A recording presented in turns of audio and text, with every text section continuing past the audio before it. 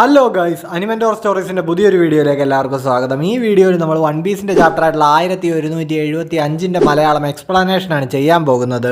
ചാപ്റ്ററിലേക്ക് പോകുന്നതിന് മുമ്പ് നമുക്ക് കഴിഞ്ഞ വീഡിയോയ്ക്ക് സൂപ്പർ താങ്ക്സ് ചെയ്തവരെ ഒന്ന് മെൻഷൻ ചെയ്യാം. ബ്ലാക്ക് BI2I എന്ന് പറയുന്ന നമ്മുടെ ഒരു സബ്സ്ക്രൈബർ 40 രൂപ സൂപ്പർ താങ്ക്സ് ചെയ്തിട്ടുണ്ടായിരുന്നു. Thank you very much for this support bro. അടുത്തതായിട്ട് മനു B2551 എന്ന് പറയുന്ന നമ്മുടെ ഒരു സബ്സ്ക്രൈബർ 40 രൂപ സൂപ്പർ താങ്ക്സ് ചെയ്തിട്ടുണ്ടായിരുന്നു. നമ്മളുടെ ഒരു സ്ഥിരം വ്യൂവർ ആണെന്ന് അറിഞ്ഞതിൽ സന്തോഷം. അതുപോലെ തന്നെ ഈ തന്ന സപ്പോർട്ടിന് ഒരു വലിയ നന്ദി മനു ബ്രോ. അടുത്തത് ഞാൻ എല്ലാ വീഡിയോയിലും പറയുന്ന ഒരാളാണ്, നമ്മുടെ സബ്സ്ക്രൈബർ ആയിട്ടുള്ള ഫുൾ ബോയ് 10 കഴിഞ്ഞ വീഡിയോയ്ക്ക് 40 രൂപ സൂപ്പർ താങ്ക്സ് ചെയ്തിട്ടുണ്ടായിരുന്നു. റിസ്വാൻ ബ്രോ, ഈ വലിയ സപ്പോർട്ടിന് താങ്ക്സ് എ ലോട്ട്. അടുത്തതായിട്ട് നമ്മുടെ സബ്സ്ക്രൈബർ ആയിട്ടുള്ള ജോൺ വിക്ക് 7899 200 രൂപ സൂപ്പർ താങ്ക്സ് ചെയ്തിട്ടുണ്ടായിരുന്നു.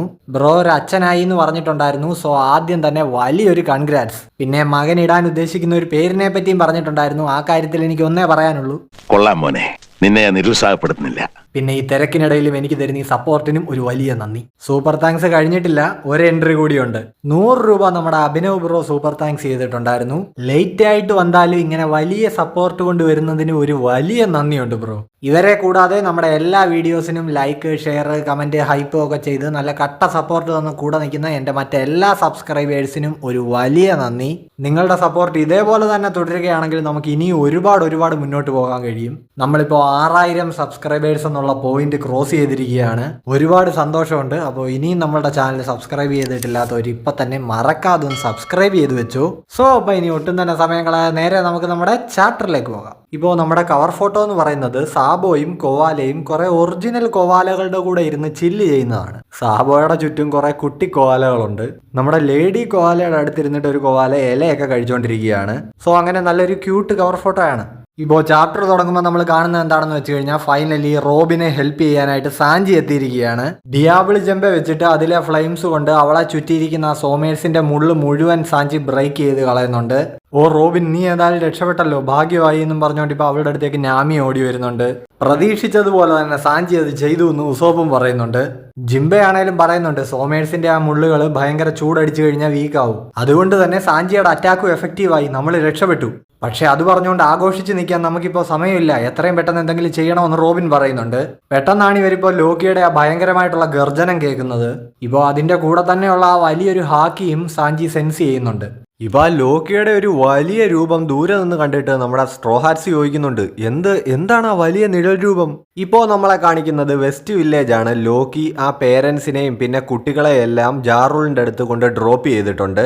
ഇപ്പോ ഈ പേരൻസിനെല്ലാം നല്ല പോലെ പരിക്ക് പറ്റിയിരിക്കുകയാണല്ലോ. സോ ഇവർക്കെല്ലാം പെട്ടെന്ന് മെഡിക്കൽ ഹെൽപ്പ് കൊടുക്കണമെന്ന് ഈ കുട്ടികൾ പറയുന്നുണ്ട്.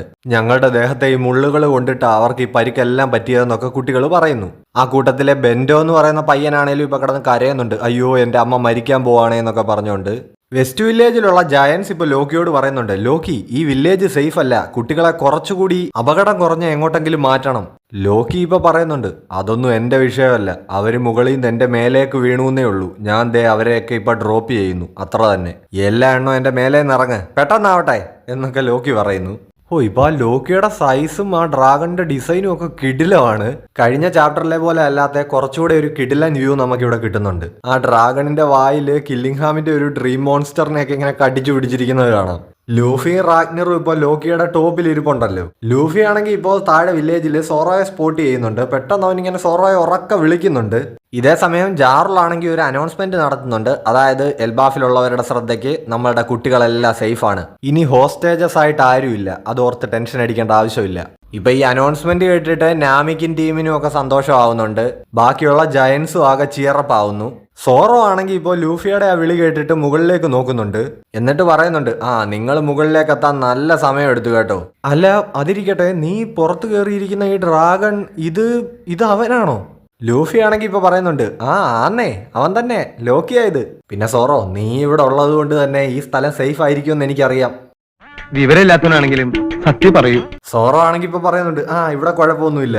എന്നിട്ട് സോറോ പറയുന്നുണ്ട്, ലൂഫി നീ ഇപ്പൊ ഈ ജയന്റ് ഫോമിലല്ലേ ഉള്ളത്, സോ ആ ഡ്രീം മോൺസ്റ്റേഴ്സിനെ എല്ലാം അങ്ങ് ചതച്ചില്ലാതാക്കിയേക്ക്. അതുങ്ങളെ ഇനി ഇങ്ങനെ അഴിഞ്ഞാടാൻ വിട്ടുകഴിഞ്ഞാൽ ഈ എൽബാഫ് മുഴുവൻ ഇനി നിമിഷ നേരം കൊണ്ട് ഇല്ലാതാകും. ആ കാര്യം ഞാൻ ഏറ്റവും ലൂഫി ഇപ്പം ഇങ്ങനെ പറയുമ്പോൾ ദൂരെ നിന്ന് എന്തോ ഇങ്ങനെ ഈ വെസ്റ്റേൺ വില്ലേജിന് നേർക്ക് വരുന്ന ഒരു സൗണ്ട് അവൻ കേൾക്കുന്നുണ്ട്. ഇപ്പോൾ നോക്കിയാൽ അതാ സോമേഴ്സിന്റെ മുള്ളുകളാണ്. അതിപ്പോ മഴ പോലെ ഈ വില്ലേജിലേക്ക് വീണുകൊണ്ടിരിക്കുകയാണ്. സോ എത്രയും പെട്ടെന്ന് കുട്ടികളെ അകത്തേക്ക് കൊണ്ടുപോയി സേഫ് ആക്കുമെന്ന് ഒയ്മോ വിളിച്ചു പറയുന്നുണ്ട്. ഇപ്പോൾ ഇങ്ങോട്ടേക്ക് ആ മുള്ളുള്ള ഡ്രാഗണിന്റെ പുറത്ത് കയറിയിട്ട് സോമേഴ്സ് വരുന്നുണ്ട്. അവൻ എന്നിട്ട് പറയുന്നുണ്ട്, നീയൊക്കെ തോൽവി സമ്മതിച്ചേക്കടാ കിഴങ്ങന്മാരെ.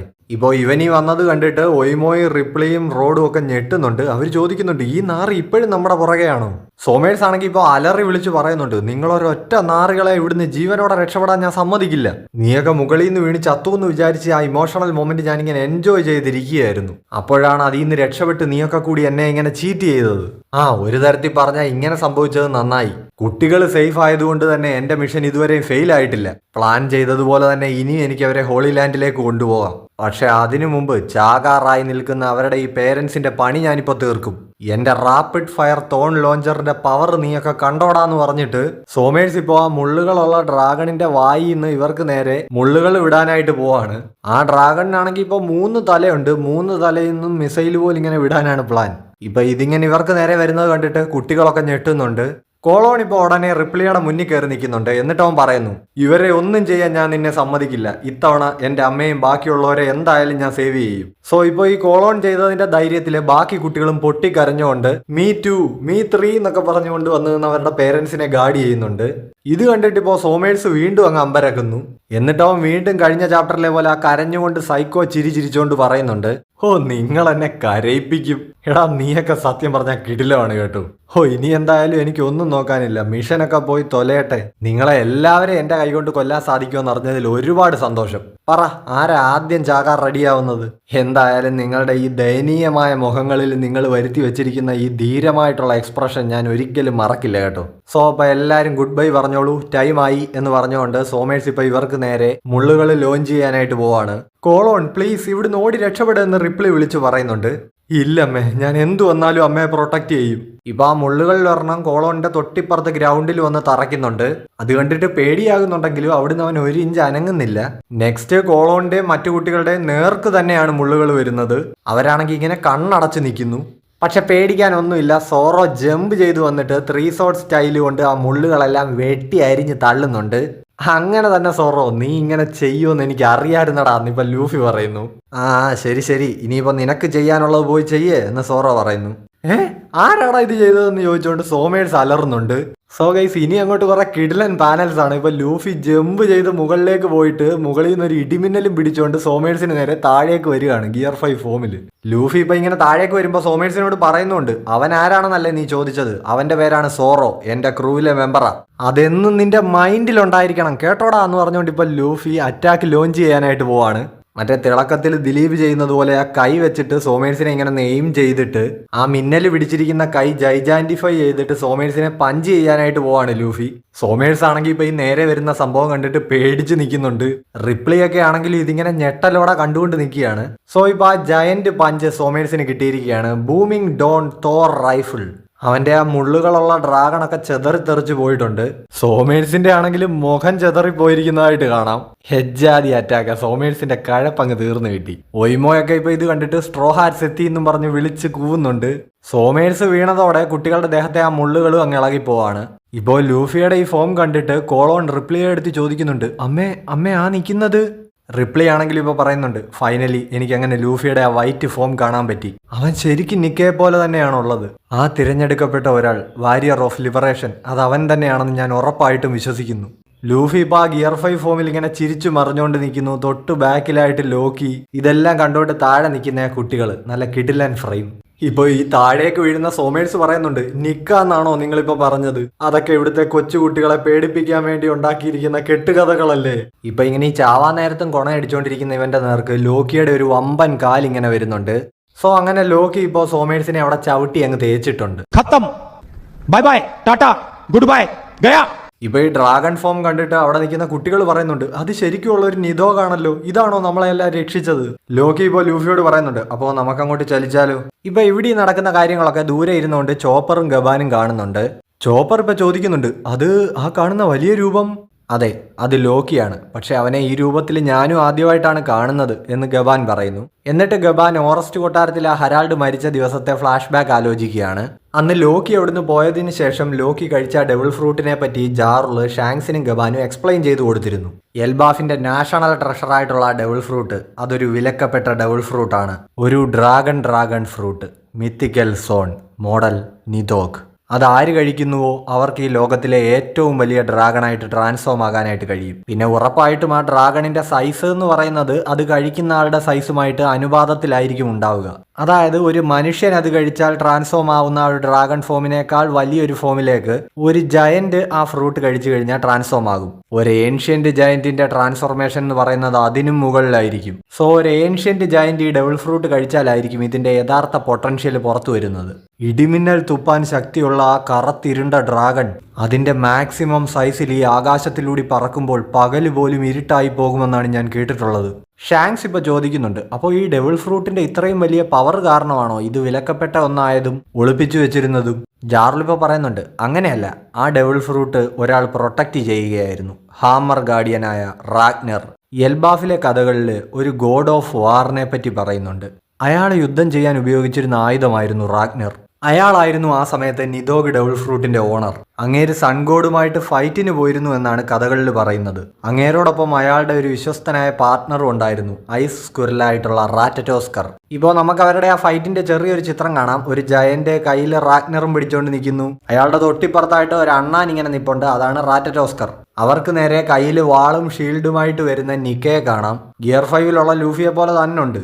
ജാർലു തുടർന്ന് പറയുന്നുണ്ട്, ഇപ്പൊ ഞാൻ കഥയൊന്ന് ചുരുക്കി പറയുകയാണെങ്കിൽ, തന്റെ മാസ്റ്റർ അതായത് ഗോഡ് ഓഫ് വാർ മരിച്ച ശേഷം വിശ്വസ്തനായ റാറ്ററ്റോസ്കർ അയാളുടെ ആയുധമായിട്ടുള്ള റാഗ്നറിനെ പൊസസ് ചെയ്തു.